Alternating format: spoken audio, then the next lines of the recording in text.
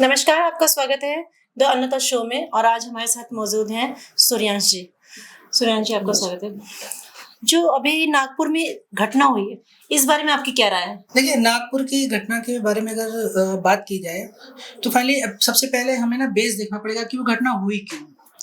एक मुगल काल का शासक जिनका नाम औरंगजेब है, ठीक है? उनके मकबरे को हटाने के लिए घटना घटी, जिसमें कि अगर आप देखोगे कि इस घटने की शुरुआत कहाँ से हुई, तो आपको पता है कि 17 मार्च को सुबह 8 साढ़े 8 बजे के करीब जो है वो बजरंग दल की तरफ से वहाँ पर एक धरना प्रदर्शन किया गया, जो कि शांत माहौल में पूरी तौर पर किया गया था। और वो धरना प्रदर्शन करने के बाद बजरंग दल जो है वो साइलेंटली अपना करके चला गया वापस। लेकिन आप अगर उस पूरे 17 मार्च का दिन उठाकर देखोगे, तो फिर इस धरना प्रदर्शन के बाद एक दूसरा पंथ जो है ना वो आता है सामने और वो एफआईआर दर्ज कराने की बात करता है। एफआईआर इस बेस पे कि हम जो है वो किसी की मकबरे हटाने के लिए दूसरे पंथ पे क्यों बात कर रहे हैं। तो वो भी आते हैं, शांति से अपना एक एफआईआर दर्ज कराते हैं और कराकर चले जाते हैं। फिर ये घटना होती है जाकर शाम के समय पे। देखिए, अगर हम किसी घटना के ऊपर बात कर रहे हैं ना, तो सबसे पहले मुझे लगता है कि उसका जो है ना वो पीछे का बैकग्राउंड जानना बहुत जरूरी है ना। तो अगर देखें तो औरंगजेब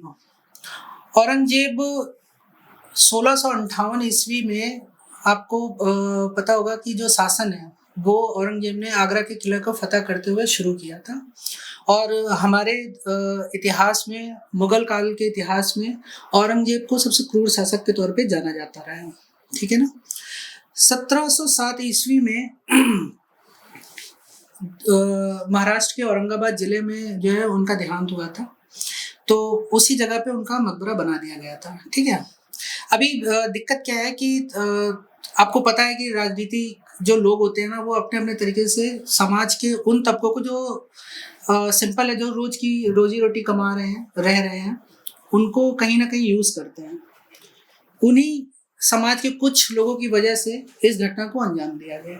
मतलब ये मुद्दा जो भड़काया गया है। हाँ, उस तरीके से उसका यूज करके उसको भड़काया गया। तो ये जब ये पहली बार इसके बारे में पता चला, तो आपकी प्रतिक्रिया क्या रही है?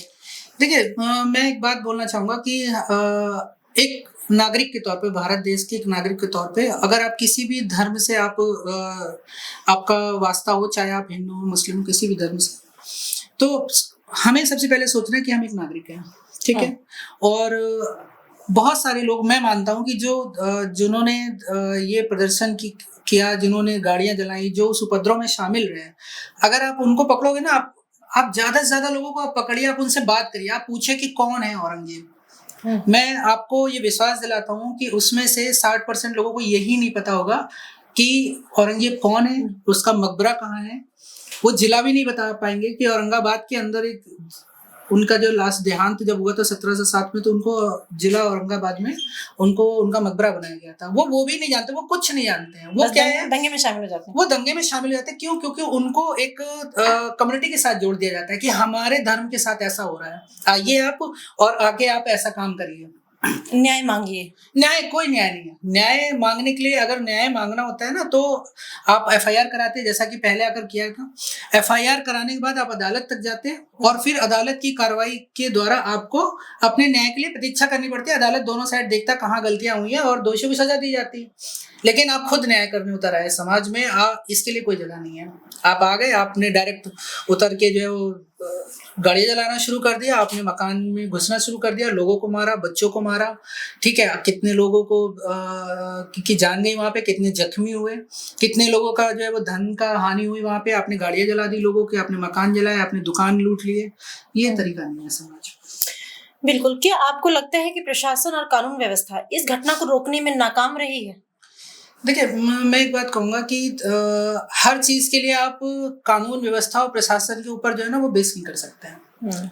अगर आप ये बोलो कि नहीं, कोई घटना घट गई, उसके लिए जो है वो कानून कहाँ था, प्रशासन का, कानून प्रशासन अपना काम करता है।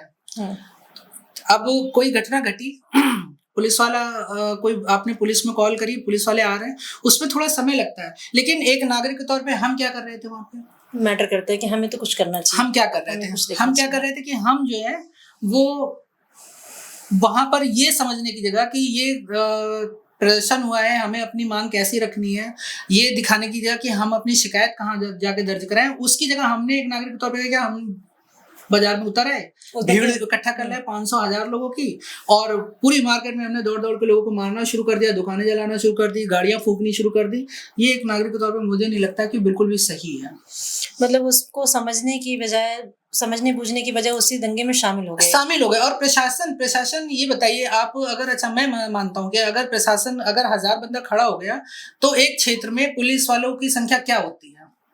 अगर आप देखोगे तो किसी क्षेत्र में 10 पुलिस वाले एक थाने पे होंगे, हाँ, बैकअप में 10-15 और होंगे।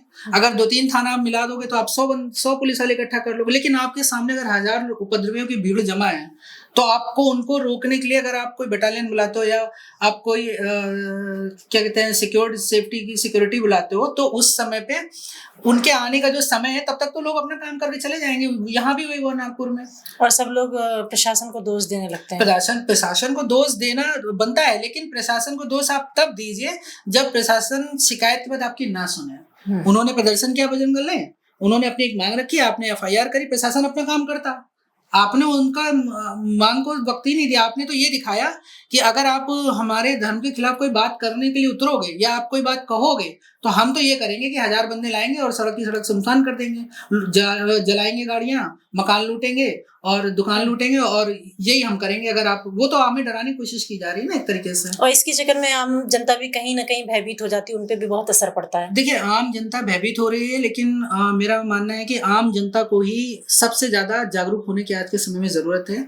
आप देखो कि कई बार होता है कि हम खुद ये चीज देखते हैं, आप और मैं खुद भी सोशल मीडिया यूज करते हैं, हर प्लेटफॉर्म पे आप भी होंगे और मैं भी रहता हूँ, तो हम ये देखते हैं कि कई बार होता है कि किसी दूसरी जगह पे जहाँ पे कोई दंगा फसाद हुआ होता है ना, जब कई नई जगह कोई ऐसी चीज हो रही होती है तो क्या करते हैं समाज में जो उपद्रवी लोग हैं, जिनका मोटिव ही ये है कि हम इस चीज को भड़काएं, हम खराब करें माहौल यहाँ पे, वो क्या करेंगे, वहां की क्लिप उठाएंगे, उसको इस जगह की दिखा देंगे कि ये फला जगह, नागपुर की क्लिप है, नागपुर की नहीं है, वो कहीं और की क्लिप है, उसको नागपुर लिखकर और नागपुर के नाम पे फैलाना शुरू कर दिया।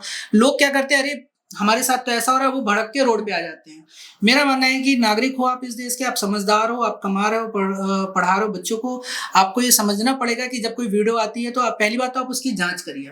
दूसरी बात, अगर आप जांच भी कर भी लेते हैं तो भी एक नागरिक के तौर पर आपको अपनी समझ बूझ से काम करना चाहिए और किसी भी प्रकार के इस तरीके के दंगा फसाद के बीच में उतर कर माहौल नहीं बिगाड़ना चाहिए देश का। राइट। क्या आपको लगता है कि इस घटना के बाद सुरक्षा व्यवस्था में कोई बदलाव किया जाना चाहिए? देखिए सुरक्षा व्यवस्था में आप अगर सोशल मीडिया पे हो तो मेरे हिसाब से सिर्फ साइबर सिक्योरिटी ही आप टाइट कर सकते हैं, ठीक है। और लोकल सुरक्षा व्यवस्था की बात है तो वो हम खुद देख रहे हैं कि पहले के मुकाबले आज प्रशासन बहुत अच्छी सिक्योरिटी दे रहा है, समाज में कर रहा है, लेकिन जो हमारे समाज के उपद्रवी लोग हैं वो हमेशा वही क्लू ढूंढते, वो फ्री स्पेस देखते हैं जहां पर प्रशासन जो है ना वो कहीं से थोड़ा भी कमजोर होता है तो ये सारा प्लान उनका वहीं से बनता है। तो नागपुर के जिस क्षेत्र में ये घटना घटी है, आप उस क्षेत्र की अगर आप नॉलेज उठा के देखेंगे तो आपको पता चलेगा कि वो क्षेत्र थोड़ा सा बैकवर्ड टाइप में है। वहां पे मतलब ये घटनाएं लगभग आम थोड़ी सी हल्की फुल्की होती रहती थी, इस बार क्या हुआ, थोड़ा बड़ा हो गया है। उपद्रव थोड़ा सा बड़ा हो गया। हाँ, इस बार बड़ा हो गया है। क्या इस घटना से हमारे समाज की किसी गहरी समस्या का संकेत मिलता है? अगर हाँ तो वो क्या है, ऐसी समस्या क्या हो सकती है? देखिए आज के समय में हम देखते हैं कि जो पॉलिटिशियंस हैं, जो उपद्रवी लोग हैं हमारे समाज के बीच में, वो समाज को दो भाग में बांटने की कोशिश कर रहे हैं। एक वो जो अपने आप को किसी एक विशेष समुदाय से जोड़ रहे हैं, दूसरे वो जो अपने आप को दूसरे विशेष समुदाय से जोड़ रहे हैं, ठीक है। ऐसा नहीं है कि आपके और हमारे बीच में वो लोग हम आपस में मिलकर नहीं रह रहे, हम खूब अच्छे से रह रहे हैं, मिलकर भी रह रहे हैं, लेकिन कुछ लोगों को शायद ये पसंद नहीं आता है, ठीक है। वो क्या चाहते हैं, वो ये चाहते हैं कि कैसे कौन सी चीज से हम इनको बरगला के इस समाज से खींच के बाहर निकालने, क्योंकि उसी में ही उनका फायदा है। जब रोड पे गाड़ियां जल रही होती है, जब चीजें भड़क रही होती है, तो आप देखोगे पॉलिटिशियंस तुरंत टीवी पे उतर आते हैं, वो तुरंत आकर अपनी बात कहना शुरू कर देते हैं, अरे वो तो फलाना उस पार्टी का कार्यकर्ता था, उसने ऐसा करवाया, इसने ऐसा करवाया। वो क्या करते हैं, वो ये नहीं देखते कि इससे समाज टूट रहा है। जैसे ये कह लें कि समाज के लोगों को कोई कष्ट हो रहा है, वो नहीं मतलब नहीं होता, उनके लिए मैटर नहीं करता, उनके लिए अपनी पब्लिसिटी मैटर करती है, उनका रुतबा बढ़ रहा है, वो जानते हैं कि हम यहीं से आगे बढ़ सकते हैं, तो वो वही काम कर रहे हैं। लेकिन ये आपको और हमें सोचना है कि हम किसी भी तरीके से उनका जो दिमाग चल रहा है उसमें ना फंसें और वो काम करें जो हमारे देश के लिए सही है। राइट, बिल्कुल सही कहा आपने। अच्छा, एक सवाल है कि ऐसे मामलों को रोकने के लिए समाज और आम जनता को क्या कदम उठाना चाहिए? देखिए, जब भी आप कोई सोशल मीडिया साइट पे जाते हैं, अगर आपको कोई भी वीडियो मिलती है वहाँ देखने के लिए, किसी भी दंगा फसाद की, किसी भी धर्म पंथ से रिलेटेड, तो सबसे पहला काम ये करना है कि आप उस वीडियो को वहीं रोक लें। आप आगे शेयर बिल्कुल मत करिए, ठीक है। दूसरी बात, आप वीडियो को तो पूरा देखिए। अगर आपको लगता है कि वीडियो में कहीं से छेड़खानी हुई है, कोई बात हुई, आप लोकल पुलिस थाने में तुरंत उसकी शिकायत दर्ज कराइए, ठीक है। अगर आप नहीं भी कराना चाहते हैं तो कम से कम उस वीडियो को आसपास किसी अपने घर परिवार में या किसी को दिखाइए मत और फैलाइए भी मत, किसी को शेयर मत करिए। इनकेस मैं बोलूंगा कि अगर आप एक हस्बैंड है तो अपनी वाइफ को मत शेयर करिए, क्योंकि ये भी गलत है। हो सकता है आपकी वाइफ कहीं और शेयर कर दें, तो ऐसी ही चीजें बिगड़ती हैं। मीडिया ने इस घटना को जिस तरह कवर किया, उस पर आपकी क्या राय है? क्या आपको लगता है कि यह संतुलित रिपोर्टिंग थी? देखिए, मीडिया जो है वो हमारे देश का एक चौथा स्तंभ है और आज के समय में अगर हम देखें तो मीडिया जो है वो पूरी तौर पे अपनी जिम्मेदारी निभा रहा है। हर उस क्षेत्र में, चाहे वो छोटी हो बड़ी हो, हर जो सूचना है वो निकाल कर वो हमारे तक पहुंचा रहा है। और मीडिया का काम है पूर्ण तौर पर जो है वो साफ सुथरी अपनी जो है वो मीडिया का काम करना। उसके लिए क्या करता है मीडिया की, अगर वो कोई चीज, कोई घटना हो रही है ना, तो उसको हर क्षेत्र से उसको दिखाना चाहिए। मतलब कि वो ये नहीं दिखाना चाहिए कि केवल किसी एक समुदाय कर रहा है या वहाँ की केवल सिक्योरिटी व्यवस्था के कारण ऐसा हुआ है। नहीं, आप उसको हर तरीके से दिखाइए। बाकी उस पर निर्णय लेने का जो काम है वो प्रशासन करता ही है।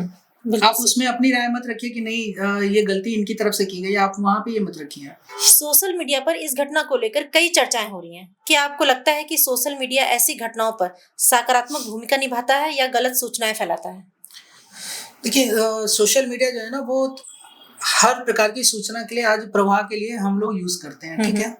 सोशल मीडिया जो है वो अगर आप देखोगे तो आपके पास वो बहुत सारे तथ्य, वो फैक्ट्स आपके सामने पेश करता रहता है कंटिन्यू, जो सही भी है और गलत भी है। तो हमें अपने मस्तिष्क के द्वारा ये तय करना है कि जो सूचनाएं हमारे पास आ रही हैं वो कितनी सही है, कितनी गलत है। आप उनको हमेशा जो है ना वो बेसिक जो चीज है उसके ऊपर तौलने की कोशिश जरूर करिए। क्योंकि अगर आप देखोगे तो बहुत सारी चीजें, एआई जब से आया है तो बहुत सारी, अभी बीच में चला हुआ था कि मैं खुद देख रहा था कि एक एडवर्टाइजमेंट आता था, तो उसमें वो किसी ऐप का प्रचार कर रहे थे, मुकेश अंबानी जी। उसमें बोलते थे कि मैंने पैसा लगाया और मैं इतना जीत गया और आप भी जो है इसमें पैसा लगाए जीत जाइए। वो एआई का कमाल था। तो बहुत सारे लोग ऐसे ही फेक न्यूज़ बनाने के लिए बहुत सारा ऐसा काम कर रहे हैं। तो मेरा मानना है कि सबसे पहले जो है ना वो, अगर आपके पास कोई न्यूज़, कोई किसी प्रकार की कोई भी खबर अगर आप तक आ रही है समाज से रिलेटेड, चाहे किसी एंटरटेनमेंट से रिलेटेड, सबसे पहले आपको करना है कि आप उसको बेसिक पे जाकर चेक करिए। उसके बाद आप उसको आगे कहीं उसके लिए बात करिए। और अगर आपको लगता है कि नहीं वो गलत है, तो मुझे नहीं लगता कि वो फिर किसी भी चीज़ का, जैसे फ्रॉड के बहुत सारे केस आते हैं सोशल मीडिया के थ्रू आ रहे हैं और हम लोग, आप और हम फंस रहे हैं उसमें। आप देखो अभी बहुत सारे केसेस आ रहे हैं, क्या कहते हैं, जिसमें जो है वो ई हैकिंग हो रही है, लोगों की ई हैकिंग डायरेक्ट हो रही है, उनके अकाउंट से पैसे, लोग फोन करता है, कोई आपको हैक कर देता है। वो गलत है ना, लेकिन हम नहीं समझ पा रहे हैं उसे। तो सबसे पहले अपने बुद्धि बल पे उसको तौलिए और तौल के उसके बाद आप डिसाइड करिए कि आपको बात माननी है या नहीं माननी। वाकई में, जैसे कि अभी आपने अंबानी का बताया, तो आप वाकई में ये जनता को देखना चाहिए कि हाँ सचमुच ये है फिर या किसी और चीज का कमाल है ये। हाँ, बहुत ज्यादा हो रहा है फेक न्यूज़ेस और फेक जो है वो नैरेटिव्स आज के समय पे हर तरफ से भारी मात्रा में आ रहे हैं। आप अगर 10 चीजें आप सोशल मीडिया पे देख रहे हैं तो उसमें से 3 से 4 चीजें ऐसी हैं जो फेक नैरेटिव्स के थ्रू आप तक पहुंच रही हैं। आप उसे आगे मत फैलाइए। अच्छा सुरेंद्र जी, क्या आपको लगता है कि इस मामले में राजनीतिक हस्तक्षेप हो सकता है? देखिए, मैं ये कहूँगा कि राजनीतिक हस्तक्षेप हो नहीं सकता है, ऑलरेडी हो रहा है। आपने इस 17 मार्च की घटना के बाद आपने देखा होगा किस तरीके से जो है वो विपक्षी पार्टियों ने देवेंद्र फडणवीस के ऊपर सवाल उठाए। खुद की पार्टियों ने भी देवेंद्र फडणवीस पे सवाल उठाया है। बहुत बड़े-बड़े आप पत्रकार देखिए, उन्होंने क्वेश्चन किया कि भाई अभी जब विधानसभा चुनाव चल रहे थे महाराष्ट्र के अंदर, तो उस समय भी औरंगजेब का मुद्दा बहुत गरमाया हुआ था। हाँ, ये जो औरंगजेब का उस समय विधानसभा चुनाव में मुद्दा गरमाया था, तो खुद देवेंद्र फडणवीस जी इस पे बहुत सख्त एक्शन लेने की बात कर रहे थे। आप अगर पीछे जाकर देखेंगे तो आपको ये चीज दिखाई देगी। तो वो आज ये पूछ रहे हैं कि तब तो आप गर्म थे, आज क्या हुआ? क्यों नहीं आप एक्शन ले रहे हैं? क्यों ये चीज़ें हो रही हैं?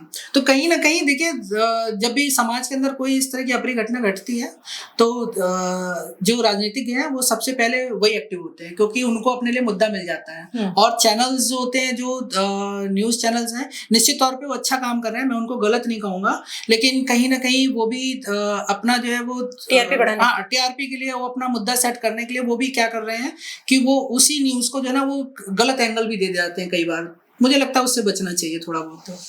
कि इस घटना को देखते हुए क्या आपको लगता है कि हमारे देश के कानून में कोई बदलाव की आवश्यकता है? देखिए, कानून देश का पहले से बहुत मजबूत है। ऐसा कानून में कुछ बदलाव की ज़रूरत नहीं। बदलाव की ज़रूरत है तो अपने अंदर को बदलने की ज़रूरत है। हम नागरिक हैं जो, हमें अपने आप को बदलने की ज़रूरत है।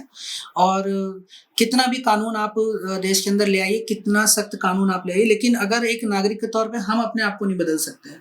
अगर आप अपने आप को नहीं बदल सकते ना, तो आपके घर का गार्जियन आपको नहीं बदल सकता है। वो कितना भी आप पे सख्त कानून क्यों ना लागू कर रहा है। तो कानून बदलने की कोई ज़रूरत नहीं मेरे हिसाब से। आप जो है वो अपना काम अपने आप को बदल कर करिए, देश अपने आप बदलेगा।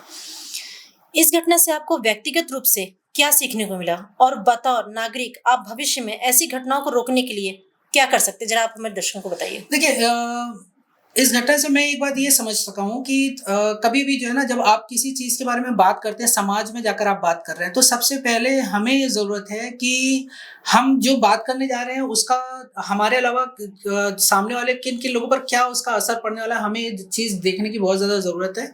और फिर उसके बाद हम उस मुद्दे को समाज में उठा कैसे सकते हैं, उसका उठाने का जो सही तरीका है ना, उस पे भी हमें सोचना चाहिए कई बार। और जो मैं सीख सकता हूँ वो ये है कि कहीं हमारे मुद्दे से अगर समाज में कहीं दो फाड़ हो रहा है, कहीं भी समाज में ना बँटवारा हो रहा है किसी भी प्रकार का, तो कोशिश ये करनी चाहिए कि ऐसे मुद्दों को हम जो है ना वो जनरली न्यायपालिका के थ्रू डायरेक्ट उठाने की कोशिश करें, ना कि सड़क पे प्रदर्शन करके और उपद्रव करके, ठीक है? एक नागरिक के तौर पर मैं यही बोलना चाहूँगा सबको कि हमारा देश जो है वो एक संप्रभु देश है, आप साथ में मिलकर काम करिए और किसी भी प्रकार की अफ़वाह पे, किसी भी प्रकार की दुष्प्रचार पे आप ध्यान मत दीजिए। अपना जो आपका नैरेटिव है कि हमें एक साथ रहना है, हमें अपने देश को आगे बढ़ाना है, उस पे काम करिए। जी, बहुत-बहुत धन्यवाद।